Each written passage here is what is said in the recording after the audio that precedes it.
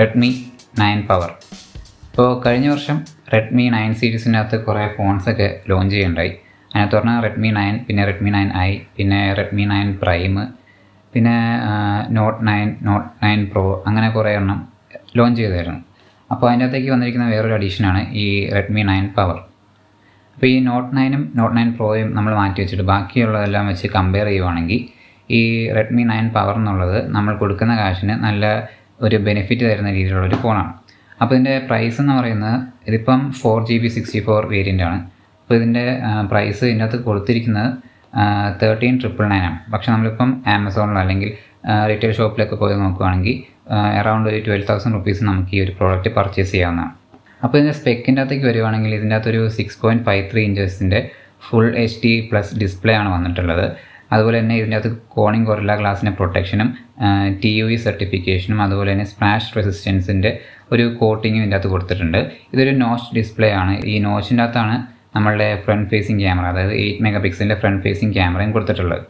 പിന്നെ ഇതിൻ്റെ റൈറ്റ് സൈഡിലേക്ക് വരുവാണെങ്കിൽ അവിടെ നമ്മളുടെ വോളിയം റോക്കേഴ്സും അതുപോലെ തന്നെ നമ്മളുടെ പവർ ഓൺ ഓഫ് ബട്ടണും കൊടുത്തിട്ടുണ്ട്. ഈ പവർ ഓൺ ഓഫ് ബട്ടൺ ആണ് നമുക്ക് ഇതിൻ്റെ അകത്തൊരു ഫിംഗർ പ്രിൻറ്റ് സ്കാനറായിട്ട് ആക്ട് ചെയ്യുന്നത്.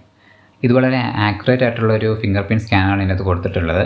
പക്ഷേ ഒരു 0.5 ഡിലേ എപ്പോഴും കാണിക്കുന്നുണ്ട്. പിന്നെ ഇതിൻ്റെ ലെഫ്റ്റ് സൈഡിലേക്ക് വരുമ്പം ഇവിടെയാണ് നമ്മളുടെ മൈക്രോ SD കാർഡും അതുപോലെ തന്നെ സിം ആഡ് ചെയ്യാനുള്ള ട്രേയും കൊടുത്തിട്ടുള്ളത്. ഇതിൻ്റെ അകത്ത് നമുക്ക് ഡ്യുവൽ സിമ്മും അതുപോലെ തന്നെ ഒരു SD കാർഡും ആഡ് ചെയ്യാൻ പറ്റും. പിന്നെ ഇതിൻ്റെ ടോപ്പിലേക്ക് വരുവാണെങ്കിൽ ഇവിടെ ഒരു സെക്കൻഡറി നോയ്സ് ക്യാൻസലേഷൻ മൈക്രോഫോണും അതുപോലെ തന്നെ ഒരു 3.5mm ഹെഡ്ഫോൺ ജാക്കും അതുപോലെ തന്നെ ഒരു IR ബ്ലാസ്റ്ററും കൊടുത്തിട്ടുണ്ട്.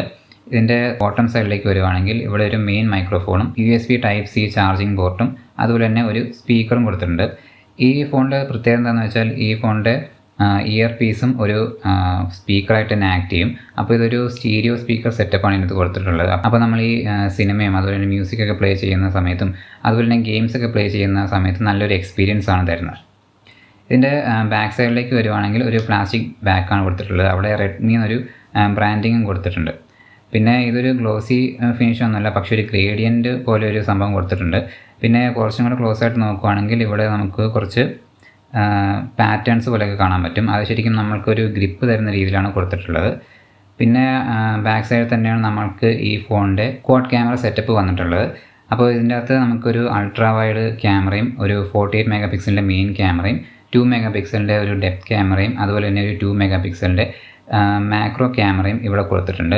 അതിൻ്റെ കൂടെ തന്നെ ഒരു LED ഫ്ലാഷും വന്നിട്ടുണ്ട്. ഇതിൻ്റെ ക്യാമറ പെർഫോമൻസിൻ്റെ കാര്യം പറയുവാണെങ്കിൽ ഇതിൻ്റെ അകത്ത് മെയിൻ സെൻസർ എന്ന് പറയുന്നത് 48 മെഗാ പിക്സൽ സെൻസറാണ്. പക്ഷേ അത് ഡീഫോൾട്ടായിട്ട് 12 മെഗാ പിക്സലിൻ്റെ ഇമേജസ് മാത്രമേ ഷൂട്ട് ചെയ്യുള്ളൂ. 48 മെഗാ പിക്സലിൻ്റെ വേണമെങ്കിൽ നമ്മൾ ആപ്ലിക്കേഷനകത്ത് 48 മെഗാ പിക്സലിൻ്റെ ഓപ്ഷൻ സെലക്ട് ചെയ്യണം. എന്നാൽ മാത്രമേ 48 മെഗാ പിക്സൽസിൻ്റെ ഫോട്ടോസൊക്കെ ഇത് ഷൂട്ട് ചെയ്യാൻ പറ്റുള്ളൂ. പിന്നെ ഒരു വൈഡ് ആംഗിൾ ലെൻസ് ഉണ്ട്, അത് നല്ല രീതിയിൽ വൈഡാണ്.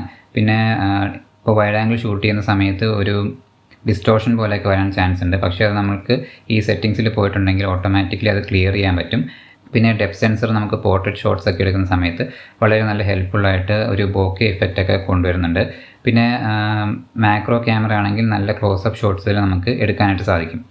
പിന്നെ ഇതിൻ്റെ ഫ്രണ്ട് ഫേസിങ് ക്യാമറ വരുന്ന ഒരു 8 മെഗാ പിക്സലിൻ്റെ ക്യാമറയാണ്. പക്ഷേ ഇത് അത്രയ്ക്കും നല്ല ക്വാളിറ്റി ഉണ്ടെന്നും പറയാൻ പറ്റത്തില്ല. ഇമേജസൊക്കെ ഭയങ്കര സോഫ്റ്റ് ആയിട്ടാണ് കിട്ടുന്നത്. ഇനി ഇതിൻ്റെ പ്രൊസസ്സറിൻ്റെ കാര്യം പറയുവാണെങ്കിൽ ഇതിൻ്റെ അകത്ത് സ്നാപ്ഡ്രാഗൻ്റെ 662 പ്രൊസസ്സറാണ് യൂസ് ചെയ്തിരിക്കുന്നത്. ഇതൊരു ഒക്ടാകോർ പ്രൊസസ്സറാണ്. അതുപോലെ തന്നെ ഇതിൻ്റെ സ്പീഡ് എന്ന് പറയുന്നത് 2 GHz ആണ്. പിന്നെ ഇതിൻ്റെ ബാറ്ററിയുടെ കാര്യം പറയുവാണെങ്കിൽ ഇതിൻ്റെ അകത്തൊരു 6000 mAh ഒരു വലിയൊരു ബാറ്ററി തന്നെയാണ് കൊടുത്തിട്ടുള്ളത്. അപ്പോൾ ഒരു നോർമൽ യൂസറൊക്കെ ആണെങ്കിൽ ഒരു 2.5 days ഒക്കെ നിങ്ങൾക്ക് ബാറ്ററി ബാക്കപ്പ് ഒക്കെ കിട്ടും. പക്ഷേ അധികം ഇൻറ്റൻസ് യൂസറൊക്കെ ആണെങ്കിൽ ലൈക്ക് ഒരു ഒത്തിരി ഗെയിംസൊക്കെ പ്ലേ ചെയ്യുവാണെങ്കിൽ നിങ്ങളുടെ ബാറ്ററി ലൈഫും അതനുസരിച്ച് കുറഞ്ഞു വരാനായിട്ടൊക്കെ ചാൻസ് ഉണ്ട്. പിന്നെ ഈ ഒരു ഫോണിൻ്റെ അകത്ത് നമുക്ക് 18 വാട്ടിൻ്റെ ഫാസ്റ്റ് ചാർജിങ് സപ്പോർട്ട് ഉണ്ട്. പക്ഷേ നമുക്ക് പ്രോഡക്റ്റ് വാങ്ങിക്കുമ്പോൾ ഒരു 5 വോൾട്ടിൻ്റെ ഒരു ചാർജർ മാത്രമേ അവൈലബിൾ ആയിട്ടുള്ളൂ. അതുപോലെ തന്നെ ഈ ഫോണിൻ്റെ അകത്ത് ഒരു റിവേഴ്സ് ചാർജിങ് സപ്പോർട്ടും കൊടുത്തിട്ടുണ്ട്. അപ്പോൾ നമുക്ക് ഈ ഒരു ഫോൺ യൂസ് ചെയ്തിട്ട് തന്നെ മറ്റൊരു ഫോണൊക്കെ ചാർജ് ചെയ്യാനായിട്ടൊക്കെ സാധിക്കും. അപ്പോൾ ഇത്രയാണ് ഈ ഒരു റെഡ്മി 9 പവറിനെ പറ്റി പറയാനായിട്ടുള്ളത്. വളരെ നല്ല രീതിയിലുള്ളൊരു പെർഫോമൻസ് ഒക്കെ തരുന്ന ഒരു ഫോണാണിത്. അപ്പോൾ നിങ്ങൾക്ക് ഈ ഫോൺ പർച്ചേസ് ചെയ്യണമെന്നുണ്ടെങ്കിൽ ലിങ്ക് ഡിസ്ക്രിപ്ഷൻ്റെ അകത്തുണ്ടാവും. അപ്പോൾ നിങ്ങൾക്ക് ഈ വീഡിയോ ഇഷ്ടപ്പെട്ടെങ്കിൽ തീർച്ചയായിട്ടും ലൈക്ക് ചെയ്യുക, ഷെയർ ചെയ്യുക. ചാനൽ സബ്സ്ക്രൈബ് ചെയ്തിട്ടില്ലെങ്കിൽ സബ്സ്ക്രൈബും ചെയ്യുക. അപ്പോൾ ഇനി അടുത്തൊരു ദിവസം മറ്റൊരു വീഡിയോ കാണാം. ബൈ.